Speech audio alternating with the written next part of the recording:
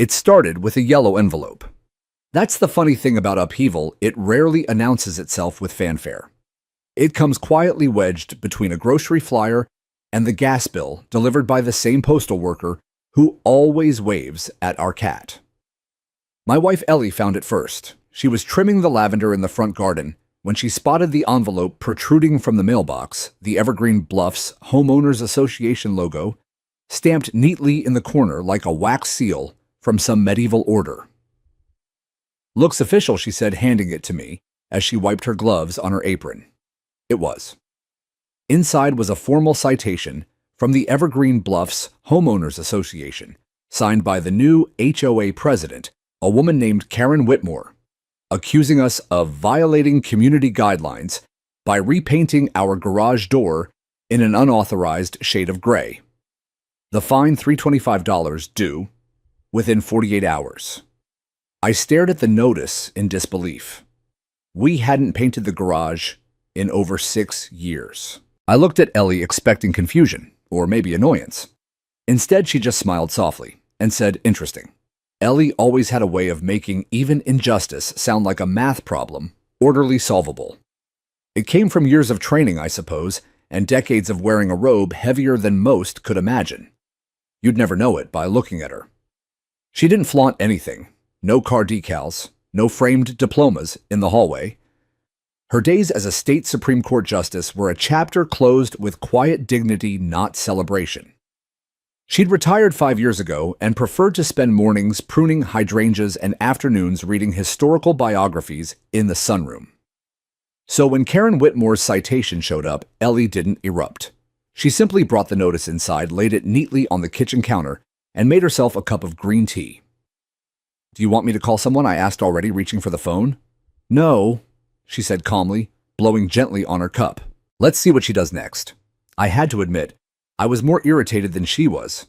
Karen had only recently been elected HOA president. From what little we'd seen of her clipboard always in hand, always patrolling the sidewalks in yoga pants and aviators, she had the aura of someone who believed their authority was not just real, but divine. She had stopped by once the week after her election to hand-deliver a newsletter and remind Ellie that our mailbox flag was a bit crooked. Ellie had nodded, politely thanked her, and quietly removed the flag altogether the next morning. But this was different. A fine, based on a lie. I reread the citation. It referenced Section 4.2b of the HOA Guidelines, exterior modifications without prior approval from the board. The problem, we hadn't modified anything. And even if we had, Ellie had actually co-written those guidelines 20 years ago when the HOA first formed back, when it was a helpful, organizing body, not a petty tribunal. The next morning, the situation escalated. Karen showed up in person. I saw her through the living room window, marching up our walkway like she was leading troops into battle. She held a clipboard and a manila folder, her lips pursed in what I can only describe as permanent disapproval. Ellie was already at the door wearing a plain blouse and jeans, her hair tucked back in a low bun. She looked like any other 60-something retiree, enjoying her garden, not someone with the authority to interpret state constitutional law in her sleep. Karen didn't even greet her. "You received the citation," she said. "The fine is due tomorrow." Ellie nodded. "Yes, I read it. I believe there's been a mistake." Karen's eyes narrowed. "Mistake, your garage door is clearly a shade not on the approved palette." I checked. "Then perhaps the palette has changed," Ellie replied, her voice as soft as linen. "Our garage was painted in 2017. At the time, it was reviewed and approved." "Unlikely," Karen snapped. "Those records are digital now. There's no mention of any submission from your property. That would be because the submission was made on paper. The HOA didn't digitize records until 2019. Karen faltered for a moment. Just a second, then recovered. "Be that as it may, your violation stands, unless you want to appeal, which involves an administrative hearing by appointment only and an additional $100 filing fee." I took a step forward, ready to speak, but Ellie raised a hand gently. "Thank you, Ms. Whitmore. I'll look into the appeal process." Karen huffed. You have 24 hours, otherwise we'll be forced to issue a lien notice as per policy. And with that, she turned and stormed off down the driveway, triumphant in her own little war. Ellie closed the door slowly, then turned to me with the faintest smile. "Well," she said, "now we know what kind of president she is." I was livid. "We should fight this. You can file something, can't you?" She threatened a lien. Ellie sat down at the kitchen table and took a sip of her tea, still warm from earlier. "Yes, but not yet. Karen's going to want more. This is just her opening move.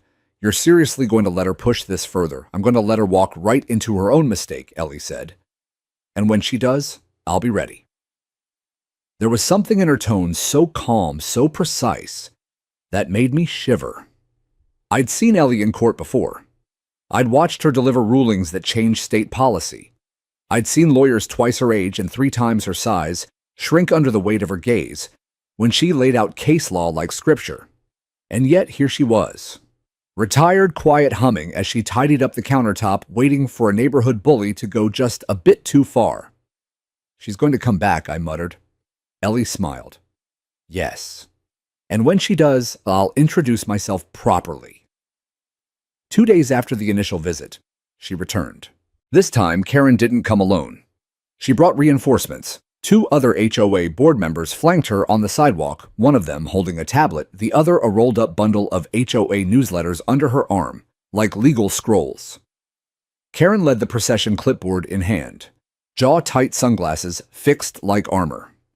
They stopped at the edge of our property, glancing up at the garage door like it was some sort of architectural blight. It hadn't changed since Ellie picked the shade herself from an original HOA-approved palette, slate breeze, I remembered her calling it. But to Karen, it might as well have been graffiti. Ellie and I had just finished lunch. She was folding linens in the sunroom, humming softly to herself. I was washing up in the kitchen when I noticed the trio standing outside, whispering and pointing. I called out to her, "You've got visitors again." She didn't even glance up. Did Karen bring the whole club this time? Looks like the full roster. She smiled gently and kept folding. I watched from the living room window as Karen finally stepped forward and knocked not on the door, but on the garage itself. 3 quick raps with the back of her clipboard like she was serving a warrant. "Persistent," I muttered. Ellie finally walked to the front door, opened it without urgency, and stepped outside. I followed, standing a few paces behind her as she greeted Karen and her entourage with a small, pleasant smile. No hint of irritation. No tremble in her voice. "Ms. Whitmore," she said. Back so soon, Karen didn't return the nicety. "This is your final notice. The board met this morning and unanimously upheld the violation. Payment is due today by 5 p.m. If not received, we will initiate lien proceedings against the property per Article 7, Section 3. She handed Ellie a crisp envelope, stamped and sealed like it had already gone to court. But Ellie didn't take it. She simply looked at it, then back at Karen. "I'd like to request a copy of the meeting minutes," Ellie said calmly, "and the vote tally from your so-called board decision." Karen scoffed. "This isn't a courtroom. We don't answer to every baseless demand from homeowners. The rules are clear." "No, they're not," Ellie said, still soft. "Your citations don't match the codes.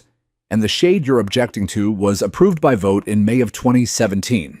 I was there when it passed." Karen blinked. "I've reviewed the records," Ellie continued, still not raising her voice. "They're incomplete. Several homeowner files, including ours, are missing. You're enforcing authority that doesn't legally exist under the HOA charter." Karen tried to interrupt, but Ellie held up a single finger. The gesture wasn't rude, it was refined, quietly commanding. I'd seen that finger stop attorneys mid-objection, and it worked just as well here. "Now," Ellie said, "you've come onto my property to issue a fraudulent lien threat under a citation with no legal basis and attempted to impose a financial penalty without offering recourse, mediation, or transparency." Karen bristled. "I don't need to be lectured." Ellie took one step closer. Her voice dropped half a register. Not cold, not angry measured. "I believe you do." Karen's hand twitched toward her clipboard, maybe out of habit, maybe as a shield. "Look, lady, this is how things work around here. If you don't like the rules, you can take it up with I am the rules," Ellie said. Karen stopped. I saw the moment she registered the shift in tone, the way Ellie's body straightened her presence, expanding to fill the space between them like a rising tide. Then Ellie reached into her pocketbook and withdrew her old ID wallet, worn leather, quietly authoritative. She flipped it open with a well-practiced motion. Inside was her retired judiciary identification card, Associate Justice Eleanor A. Wren State, Supreme Court of Redacted State. Her photo sat beside the gold-embossed seal. Beneath it, the title Retired Full Honors, Lifetime Legal Clearance. Karen went pale. One of the board members behind her audibly gasped. The other fumbled with her tablet, suddenly unable to make eye contact. I served on the bench for 22 years, Ellie said. I helped draft the constitutional amendment that governs this state's Property Rights Act. I've ruled on HOA overreach cases more times than you've probably read your own charter. Karen opened her mouth. Nothing came out. Ellie didn't gloat, didn't raise her voice. She simply returned the ID to her purse and said, "You have until 5 p.m. to issue a written withdrawal of the citation, remove my name from your internal enforcement list, and update your records to reflect the original approval of our garage color." Karen tried one last time to bluff. "You don't scare me." Ellie offered a kind smile. "That's good, because fear has no place in community leadership." Then she turned and walked back into the house. I lingered on the porch a moment longer, meeting Karen's eyes. She looked small, like someone who had finally realized they weren't playing a game they were in way over their head. By sundown, an email arrived from the Evergreen Bluffs Homeowners Association's generic account, "Dear Mr. and Mrs. Wren. Upon review of the records, we have determined that the citation issued on date was made in error. No further action will be taken. We apologize for the inconvenience. No signature, no accountability." But the message was clear. They wanted this to disappear quietly. But Ellie wasn't done. She was never one to fight just for herself.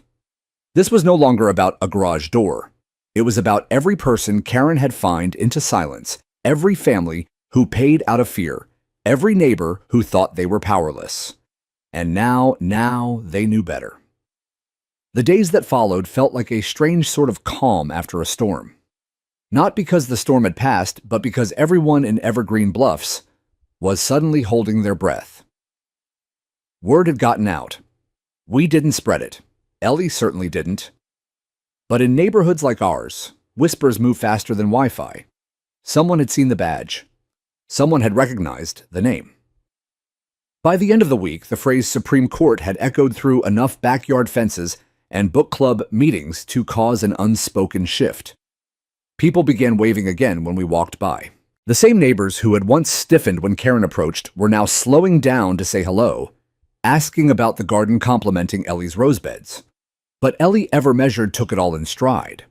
She didn't smile more or speak less.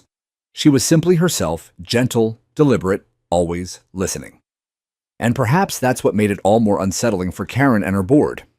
Because despite their silence, we could feel their gaze. We'd received the formal email withdrawal of the fine, but no apology followed. No visit.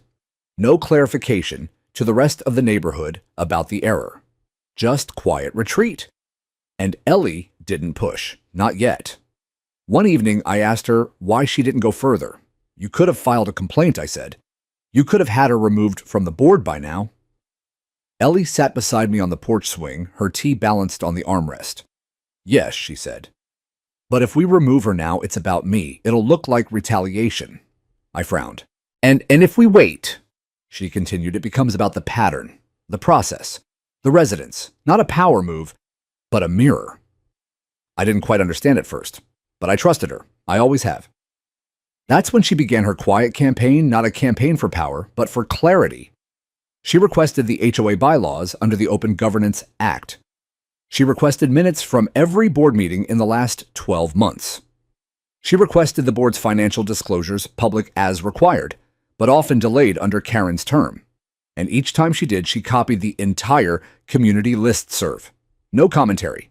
Just, as a resident of Evergreen Bluffs and a former officer of the court, I would like to review the following documents for transparency and accuracy. The effect was almost immediate. People began responding. One neighbor wrote, "I didn't know we could request that." Another replied, "I've asked about my landscaping fine 3 times." No reply. A ripple had started. Ellie kept each response, organized them into folders, created timelines, highlighted repeated violations of HOA procedure, unannounced meetings, lack of quorum, failure to post minutes unapproved, budget allocations. Meanwhile, Karen went quiet. No newsletters, no patrols, no surprise visits. Until one afternoon, Ellie received a message from a name I hadn't heard in years, John Harriman, one of Ellie's former colleagues from her appellate court days. Now semi-retired, he was volunteering legal oversight for a local civic rights group. He'd heard about what happened from a mutual contact, and he wanted to help. They met for coffee that weekend, Ellie, John, and a woman named Denise Wu, a municipal law attorney who specialized in nonprofit board abuse. I watched from a distance, pretending to read the newspaper while they spoke. Ellie didn't say much, she rarely did in groups, but when she leaned forward and opened her binder, I saw the mood shift. Serious, focused, the kind of conversation that changes things. That night, she came home and set the binder on the table. "I think we're ready," she said. Ready for what? To hold them accountable, not just for us, for everyone. We started small. A petition asking the board to hold a public meeting and disclose all financial activity from the last fiscal year. Ellie wrote it. Tina Alvarez delivered it. Mr. Robert Keating co-signed. They needed 30 signatures to compel the meeting. We got 72. Karen tried to delay it, claimed scheduling conflicts, vacation, and illness in the family. Didn't matter. According to the HOA charter, once the threshold is met, the meeting must occur within 10 business days. Ellie confirmed that clause herself. 10 days later, every folding chair in the community center was filled. Some residents stood. Others peeked through the windows from outside. Karen walked in late, flanked by 2 board members visibly unsettled. She didn't make eye contact. She didn't offer a greeting. Ellie didn't speak at first. She let others take the floor, residents who'd received unjust fines, who'd asked questions and never heard back, who'd watched the community turn from neighborly to punitive. When Ellie did stand, she didn't raise her voice. She didn't mention her title. She didn't wave her badge. She simply read from the HOA charter. Every deviation, every abuse of process, every fine issued without due process or board vote, every dollar spent with no documented approval. By the time she finished, the room was silent. Not in shock, more like awe. Karen tried to respond. She stumbled through a few lines about miscommunication and changes in policy and volunteer burnout, but no one bought it. Ellie didn't refute her. She just sat back down and let the silence speak. After the meeting, people lined up to thank her. Some just nodded, some cried. One elderly woman whispered, "You've done more in 3 weeks than that board's done in 3 years." I looked at Ellie and saw what I always knew was there, but now others could finally see it too. This wasn't about ego or revenge. This was about restoring a voice to people who had been told to keep their heads down. This was about reminding a community that rules must be fair, power must be accountable, and that sometimes the quietest person in the room carries the most weight. It was supposed to be a routine HOA board meeting.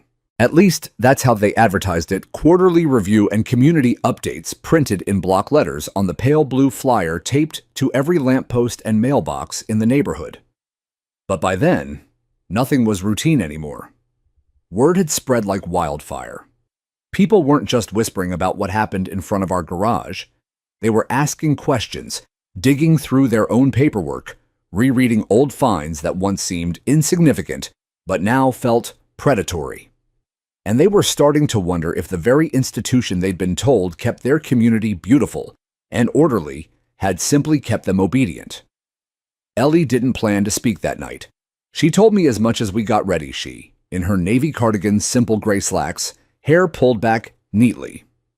No makeup, no fanfare. "I'm not going to grandstand," she said, slipping her binder into her canvas bag. "I just want to be available, in case someone needs clarity." But clarity was exactly what most of our neighbors were desperate for. When we arrived, the community center parking lot was already full. Cars lined the street. People stood in small clusters on the sidewalk, holding copies of their violation notices, their HOA fee records, even printed emails from Karen or her board. You could feel the change in the air, like the current had shifted direction and was no longer in the board's favor. Karen arrived late, again. Wearing a white pantsuit and oversized sunglasses, she walked into the room with a kind of brittle defiance, nodding to a few loyal faces, ignoring the rest. Her two most vocal board allies followed behind, clutching clipboards and folders like shields. Ellie and I sat in the second row just behind Mr. and Mrs. Robert Keating and the Alvarez family. Tina had brought her kids' teenagers, who usually avoided these meetings, but now insisted on coming. "We want to see what courage looks like," one of them had said. The meeting began with the usual dry roll call. Karen read from a script voice, clipped and forced. Then came the updates. Vague mentions of improving communication, streamlining processes, and recommitting to the HOA's mission of integrity and harmony. She sounded like a politician who had forgotten what neighborhood she actually lived in. Finally, she opened the floor for resident concerns. That's when it happened. Tina Alvarez stood first. Her voice shook, but she held her ground. "I want to know why I was fined $200 for having my trash bin visible from the curb when my neighbor across the street has left theirs out for a week with no citation." Karen blinked. "We apply rules equally." Tina held up a photo on her phone. "Then explain this." There was a murmur through the crowd. Mr. Robert Keating was next. He had a printed ledger showing his late dues, 3 of which he had canceled checks for, all cashed within a week of issue. "Where's the money going?" he asked, looking directly at Karen. More murmurs. Others followed, asking about landscaping fees, about an unsanctioned maintenance surcharge that suddenly appeared in last quarter's invoice, about missing meeting minutes. Karen tried to stay composed, but her tone grew clipped, defensive. "All our procedures are within policy. Any errors will be corrected through the proper channels." That's when Ellie stood up. She didn't raise her voice. She didn't bring out her badge. She simply walked to the front of the room and turned to face the audience, not the board. "My name is Eleanor Wren," she said. "Some of you may know me as your neighbor.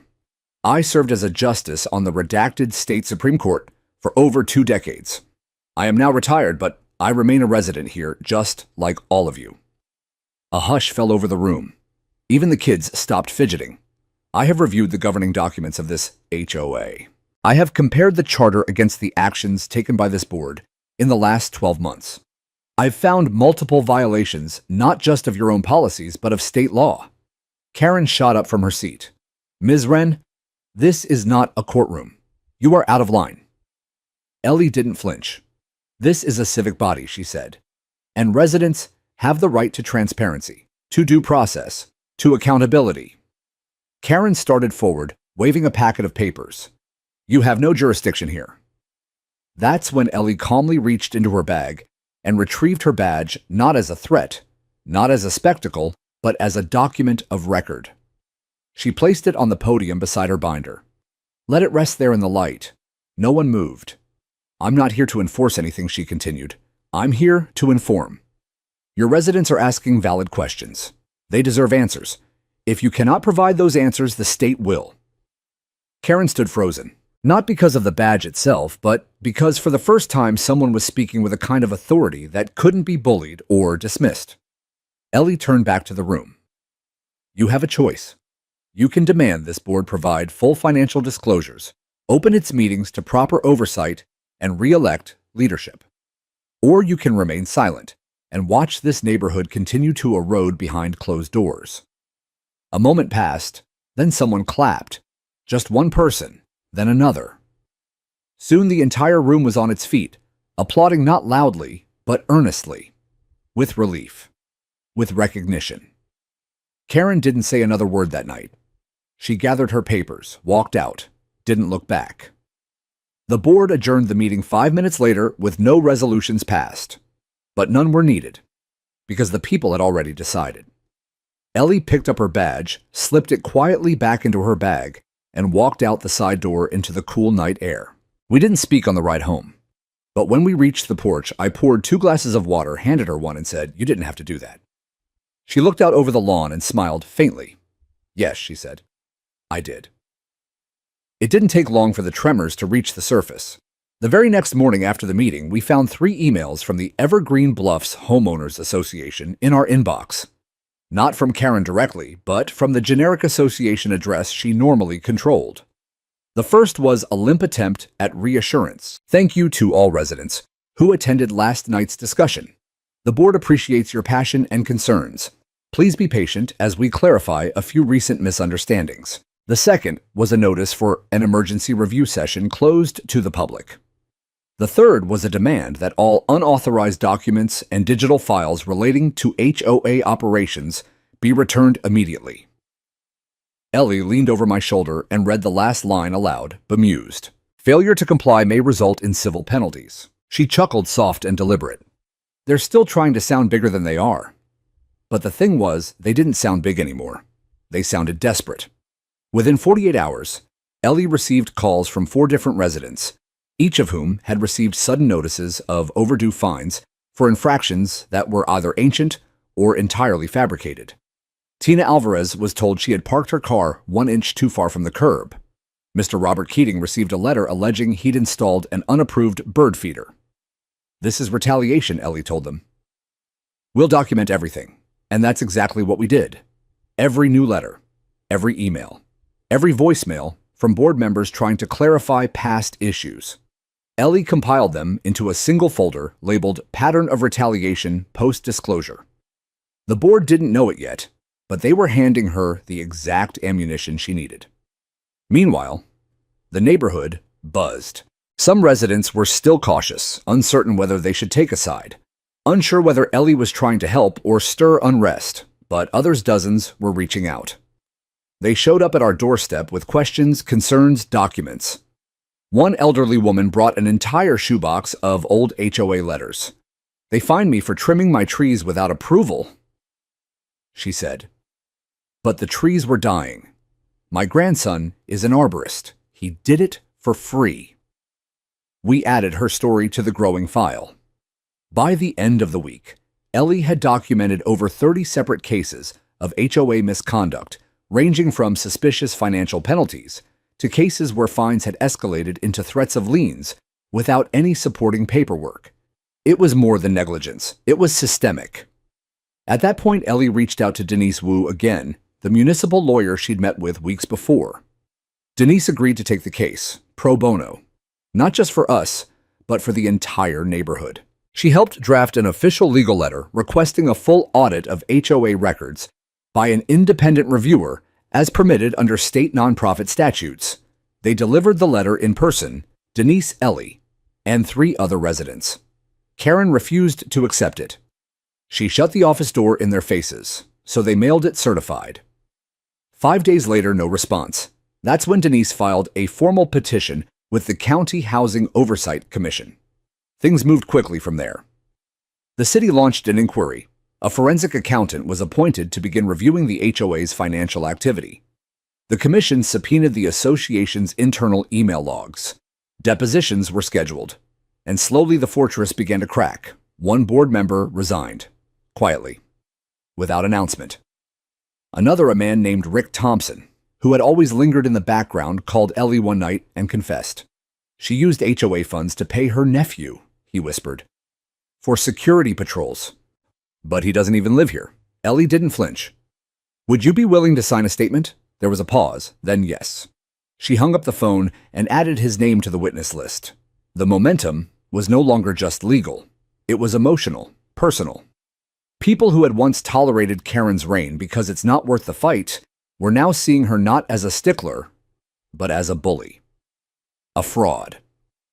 And bullies, Ellie always said, unravel when their audience stops clapping. It was around this time that Karen made her first true mistake. She sent out a neighborhood-wide email, bypassing her usual tone of formal updates, and wrote what can only be described as a tantrum. Certain individuals are weaponizing outdated legal affiliations to destabilize this community. We remind residents that experience in the courtroom does not grant unlimited authority in our homes. The backlash was swift. One resident replied, copying everyone. "You fined my mother $500 for a hose left on her lawn. I trust Justice Wren over you." Another wrote, "If this is how our board responds to legitimate concerns, then maybe it's time for new leadership." By the end of the day, more than half of the residents had signed a digital petition calling for Karen's resignation. Karen responded the only way she knew how. She doubled down.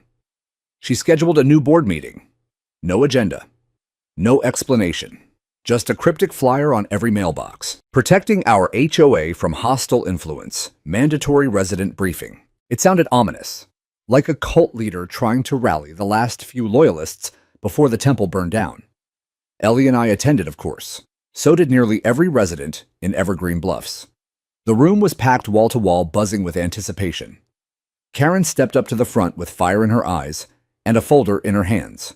She launched into a diatribe about false accusations, personal vendettas, and misinformation campaigns. She didn't mention Ellie by name, but everyone knew. When she finally paused, Ellie stood slowly and spoke just one sentence. "Shall I read the statute aloud for the group, or would you prefer I email it afterward?" The silence was thunderous. Karen sat down. No one clapped. No one defended her. And in that moment, the balance of power tipped, not with a gavel, not with a ruling, but with the voice of a woman who didn't need to shout. The morning after the hostile influence meeting, I found Ellie in the sunroom, cross-legged on the floor, surrounded by HOA documents spread out like puzzle pieces. The sunlight slanted through the blinds across her pages, casting long shadows on financial summaries, architectural guidelines, and minutes from board meetings dating back 6 years. She was humming softly to herself. "You slept?" I asked. Bringing her a cup of coffee.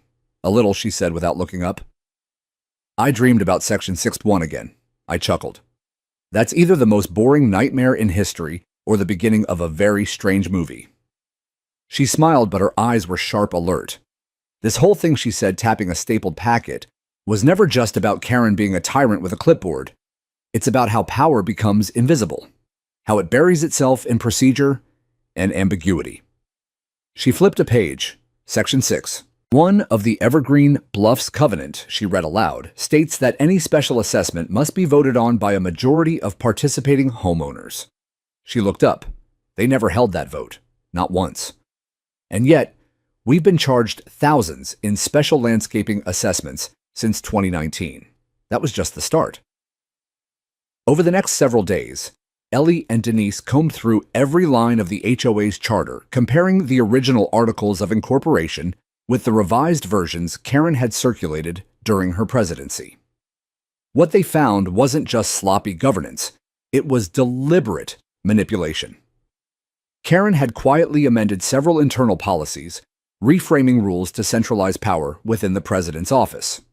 She reduced board voting thresholds, changed meeting notice requirements, and most damning of all, redefined non-compliance so broadly that nearly any deviation from aesthetic standards could be fined without board consensus. The documents were never filed with the city. Legally, the changes didn't exist, but they had been enforced, on paper, on people.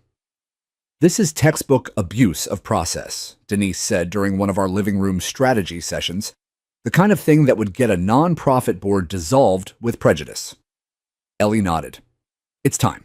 We printed everything, organized it into labeled binders, financial irregularities, bylaw discrepancies, signed statements from residents, photos, screenshots, copies of letters, even Karen's own inflammatory emails.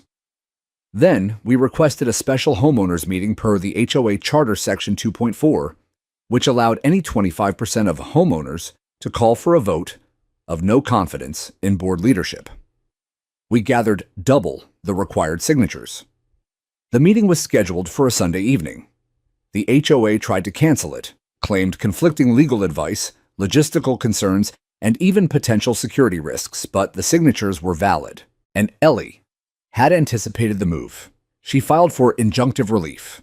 The court ruled in our favor. The meeting would proceed. That night, as Ellie prepared her notes, she turned to me with an almost wistful expression. "You know," she said, "I never imagined my post-retirement years would involve another courtroom."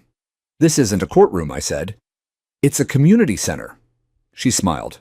Same rules apply. When we arrived, the building was packed residents, lining the walls, some standing in the hallway outside.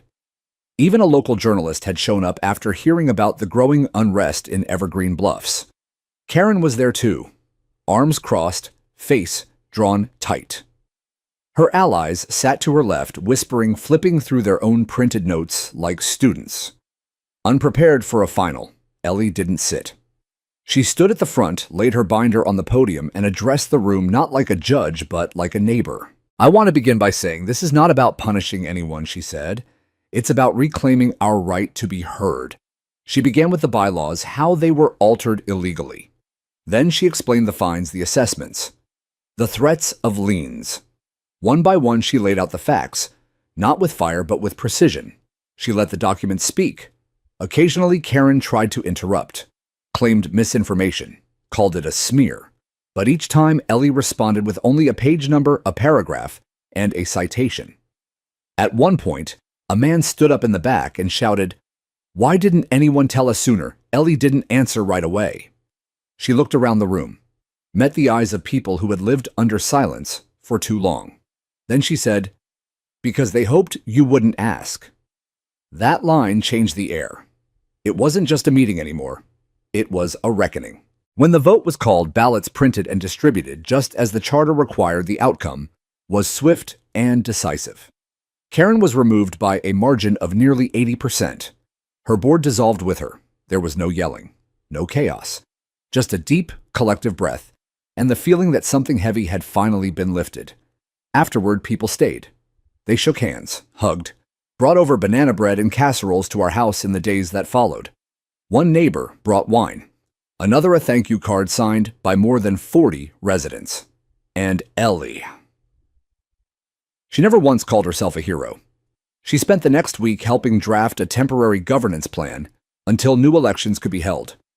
She met with the city auditor, helped Tina file her appeal for the fines she paid, sat with Mr. Robert Keating to ensure his account was reconciled, and at the end of it all, she returned to her roses. One morning, I found her kneeling in the garden, her hands dusty and weathered, humming that same quiet tune she always did. I stood beside her and asked, "Do you feel like it's over?" She glanced up at me, wiped her hands on her jeans, and said, "It's not over. It's just back where it belongs." The official fallout didn't begin with a bang, but with a certified envelope. It arrived 2 days after the community vote, addressed not to us, but to the newly established interim HOA committee, of which Ellie had quietly declined to be a part. Still, the envelope ended up on our doorstep anyway, passed along by Tina Alvarez, who now served as acting secretary. "It's from the county auditor's office," Tina said, holding it with both hands like it might detonate. Inside, a formal notice of a pending audit and legal review of Evergreen Bluffs Homeowners Association's financial and administrative conduct over the previous 4 years. That meant not only Karen's presidency, but the tail end of the prior administration. What had begun as a movement for local reform was now becoming part of something much larger. This wasn't just about our neighborhood anymore. It was about setting precedent. That night over dinner, Ellie explained the implications to me in the calm tone she always used when navigating complex systems. "This audit won't just validate what we've uncovered," she said. "It'll protect the next board.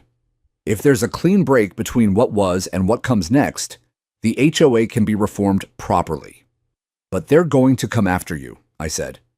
"Karen, the former board members, you know they're not going to go quietly." Ellie nodded. "I'm counting on it." And sure enough, within the week, the first letter arrived, this one from a private attorney representing Karen Whitmore. It was filled with legal jargon, some thin accusations about defamation, and a demand that Ellie cease dissemination of unverified claims. We read it together on the porch as the sun sank low behind the maples. Ellie sipped her tea and said, "Interesting, she finally hired a real lawyer." Denise Wu wasn't worried either. "It's a scare tactic," she said over the phone. "There's no merit. Let them escalate, it only strengthens your case." But Karen didn't stop there.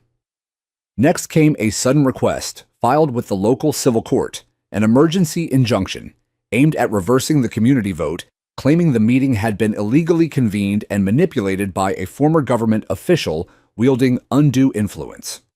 This time, Ellie responded directly. She filed an amicus letter with the court citing the exact sections of the HOA charter that governed emergency votes, including her own abstention from serving on the new board. She attached minutes attendance records and testimony from 3 separate witnesses. The court dismissed Karen's petition within 48 hours, but the case caught the attention of a local columnist who ran a weekly piece called Civic Watch. The next issue featured a headline that made me laugh out loud when I saw it at the grocery store. When HOA met her honor. How one retired judge quietly upended neighborhood power. The article was fair, thoughtful, even admiring. It laid out the events, clearly quoting several residents, including Mr. Robert Keating, who'd said, "She didn't raise her voice once, but she made all of us feel heard for the first time." The piece went semi-viral in legal circles, shared across social media, and even cited in a few housing policy forums. Ellie wasn't thrilled with the spotlight, but she recognized the opportunity. She wrote a quiet op-ed in response, nothing inflammatory, just a reflection on the value of clear governance, accessible policy, and the danger of unchecked authority. The county auditor contacted her within days, not for questioning, for consultation. They wanted her to speak formally to a group of HOA boards from across the region as part of a training initiative. They wanted her insight on legal boundaries, fair enforcement, and ethical leadership. She declined the keynote, but she agreed to help draft the curriculum. In the meantime, the audit moved forward. What they uncovered confirmed nearly every suspicion Ellie had raised. Over 52,000 in vendor payments with no invoices or contracts. Duplicate charges for landscaping services. Unauthorized stipends paid to board members labeled as community enrichment. And perhaps most damning, a private fund drawn directly from fine revenue used for emergency board retreats, including flights and hotel stays in Palm Springs. The findings were published in a public report available for all Evergreen Bluffs residents to review. Karen was named explicitly. So were 2 former board members who had since moved away. The report didn't carry criminal charges, not yet, but it opened the door for civil penalties and restitution proceedings, and it allowed the interim board to formally revoke their HOA memberships and bar them from future leadership positions. Ellie was approached about taking on an advisory role with the new board. She declined. "I didn't fight to take power," she said. "I fought to return it." Instead, she helped mentor the new president, an elementary school principal named Devin Marks, who'd lived in the neighborhood for a decade but never attended a single meeting before all this began. "He listens," she told me after their first sit-down. That's the most important part. Meanwhile, the mood in Evergreen Bluffs shifted again. Mailboxes no longer carried threats, but announcements about planting days and potlucks. The monthly newsletter featured spotlights on residents' gardens rather than passive-aggressive citations. The budget was public. The meeting minutes were online. People actually showed up. One evening, Ellie and I took a walk through the neighborhood just as porch lights began flickering on, warm and golden. We passed Tina's house. Her kids were playing catch in the front yard. Mr. Robert Keating waved from his porch, reading a library book in the fading light. A new family was moving in down the street. They smiled at us like they'd heard the whole story and already felt safer because of it. Ellie turned to Mammy. "This," she said, "is why it mattered." And I knew she wasn't just talking about a garage door or a rescinded fine. She was talking about the ripple, about how dignity, once defended, spreads, about how silence can be broken, and how something as small as a yellow envelope can awaken something strong and still and unshakable. 3 weeks after the audit report went public, the interim board called a final emergency meeting. Not out of panic this time, but purpose. The agenda was clear: to ratify permanent reforms to the HOA's structure, bylaws, and financial oversight, ensuring that what had happened under Karen's leadership could never happen again. Ellie wasn't on the docket. She wasn't even planning to speak. But by then, her presence was enough to fill the room. The community center was packed again, not with tension like before, but with a buzz of cautious optimism. Neighbors who once ducked behind hedges to avoid clipboard patrols now exchanged recipes and gardening tips. Even the kids seemed freer, unburdened by the tightrope their parents had walked for years. I sat next to Ellie near the front, same spot as always. Her binder rested on her lap, but she hadn't opened it. She looked around the room, not scanning for threats, but absorbing the transformation. Tina Alvarez opened the meeting with her usual grace, though her voice wavered with emotion. Before we begin, she said, "I just want to say thank you to this community. We've been through a lot, and tonight we have the opportunity to make sure we never go through it again." The crowd murmured in agreement. Then came the proposals. Devin Marks, the new HOA president, stood and outlined them one by one. Term limits for board members, no more than 2 consecutive terms. Mandatory public notices for all meetings with detailed agendas. Annual independent audits of all financial activity. Resident voting rights expanded to include budget approvals. Elimination of fines without due process. All citations now required evidence, documented reviews, and the right to appeal through a third-party mediator. Each measure was voted on individually. Each passed with overwhelming support, but the last item on the agenda was the one that held everyone's attention. It was a proposal to formally recognize and publicly record the events that had led to the HOA's reform.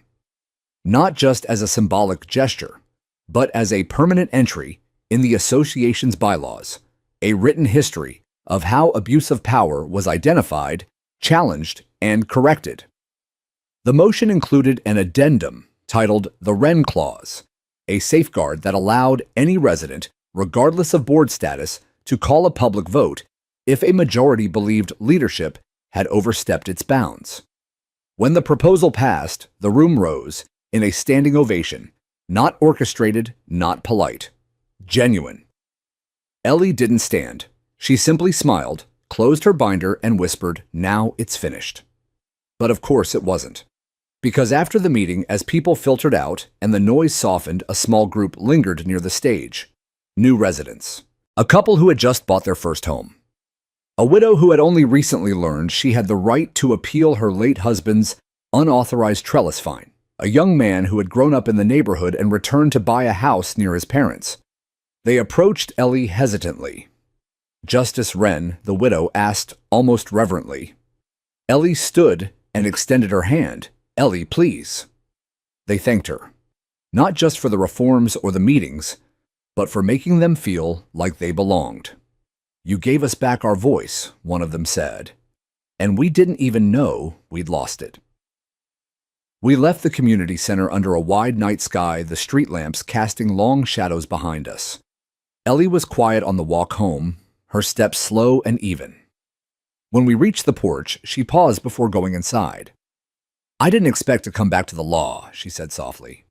"Not like this." "You didn't," I said. "The law came back to you."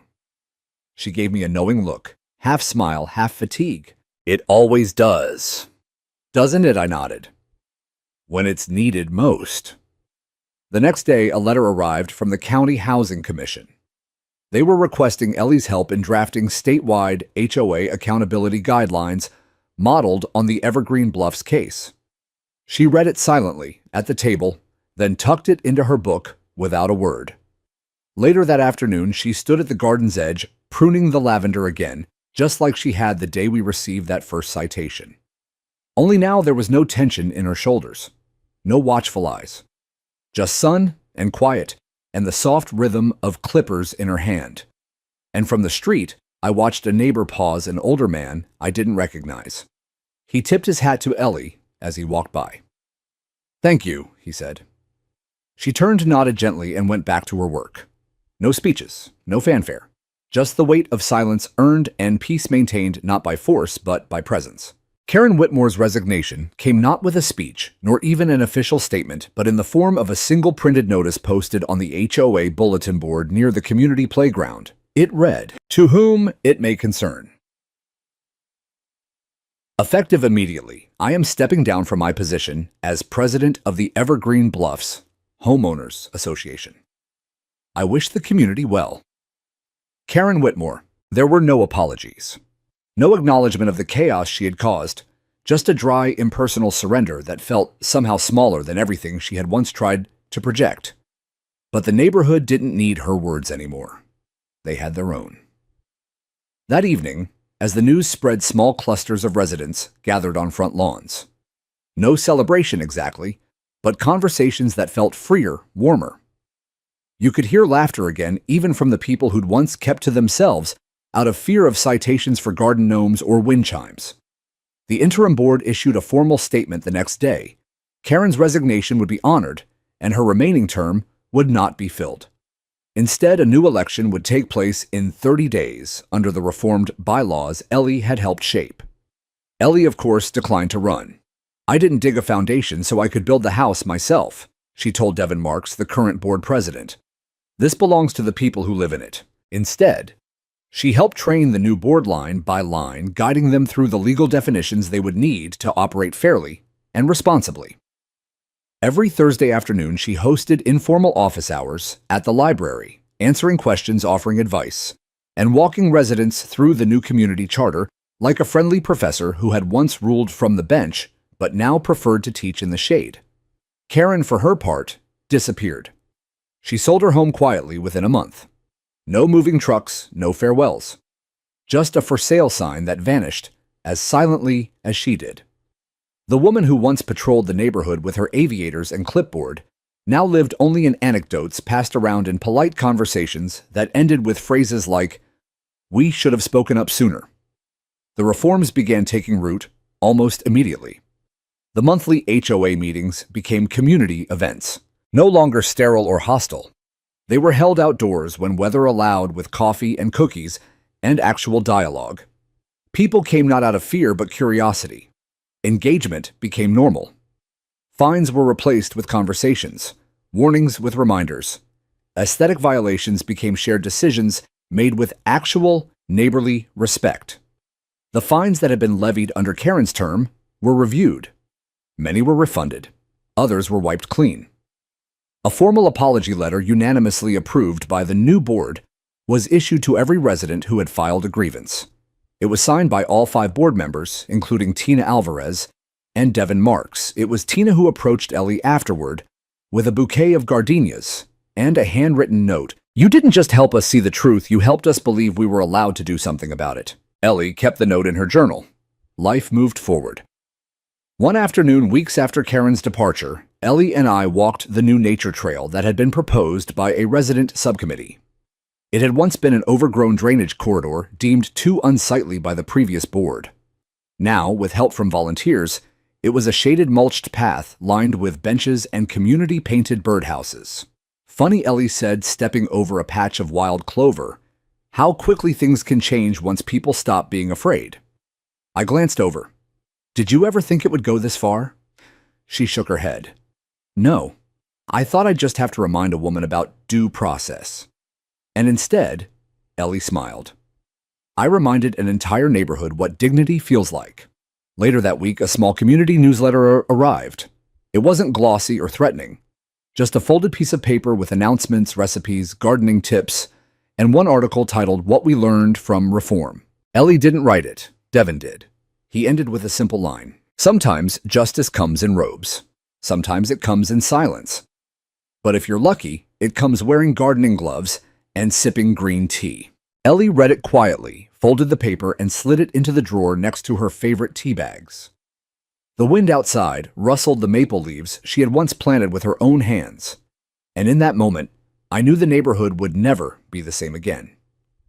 Because once you see injustice for what it is, you can't unsee it. And once you stand up, you rarely sit down again the same way. The sky had just begun to pinken with the promise of another quiet morning when I stepped out onto the porch, 2 steaming mugs in hand. One was for me, dark roast splash of cream, and the other, green tea with a sliver of ginger, was already being cradled by Ellie.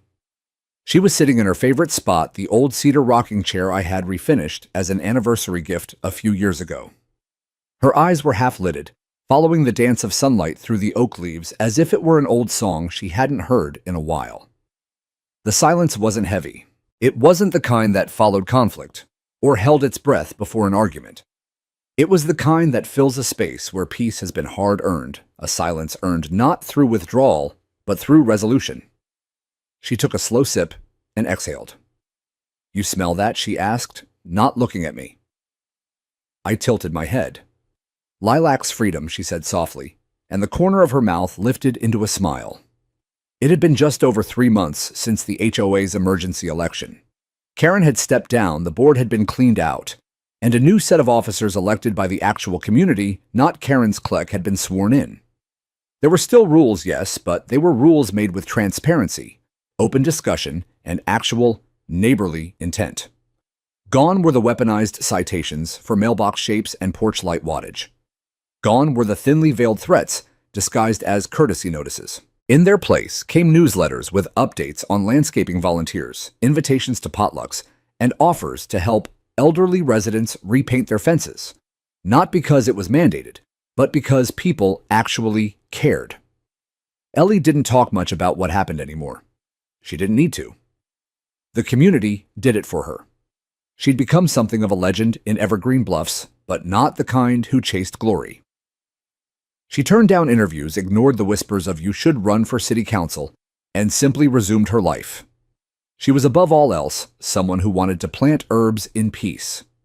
But once in a while, people still came by the house. Not reporters, neighbors. Some brought pie. Others brought questions. They'd sit on the porch steps while Ellie poured tea and told them what she had told Karen. In so many unspoken words, power is not control. Authority is not intimidation. And justice, real justice, often arrives without raising its voice. "I still don't know how you stayed so calm," I told her, watching a blue jay perch on the edge of our newly planted rosemary bush. Ellie shrugged. "Years of courtrooms. Years of watching grown men lose their tempers when they knew they were wrong." She looked over at me, then her eyes bright in that slow-blooming morning light. "The trick isn't having the loudest voice," she said. "It's having the clearest truth." I nodded, letting the words settle. Our porch overlooked the main street of the neighborhood, and from that vantage point I could see small but meaningful changes. There was color again, shutters painted in shades, beyond the old HOA-approved beige kids' chalk drawings on sidewalks. Wind chimes gently ringing from eaves. There was life here now. Not just order, not just control, but actual breathing, unpredictable life. And no one was writing it up as a violation. Ellie stood and stretched the morning sun warming her shoulders. She glanced down at her tea, now half full, and then turned to me. "I'm going to plant lavender next to the porch," she said. "You already have 3 beds of it," I chuckled. "I know," she replied, "but now I want to plant it without permission." We both laughed, the kind of laugh that comes from deep release, from the untangling of months of tension, and the slow, steady return of trust in one's space. A few minutes later, a knock sounded at the front gate. It was Devin Marks, the new HOA president, holding a clipboard, but this time it wasn't about a violation. He had come to ask Ellie if she'd look over a proposal for a new community book exchange near the park. She agreed naturally, not as a judge, but as a neighbor. As Devin walked away, Ellie turned to me again. "You know, there's something beautiful about justice." "What's that?" "It's not about punishment," she said, easing back into her rocking chair. "It's about restoration, about making things right enough that people feel safe again, not just in their homes, but in their voices." The wind shifted, then bringing with it the scent of rosemary and lilacs, and somewhere a sprinkler kicked on, releasing that faint smell of summer. And just like that, the neighborhood that once feared a clipboard now found comfort in a cup of tea.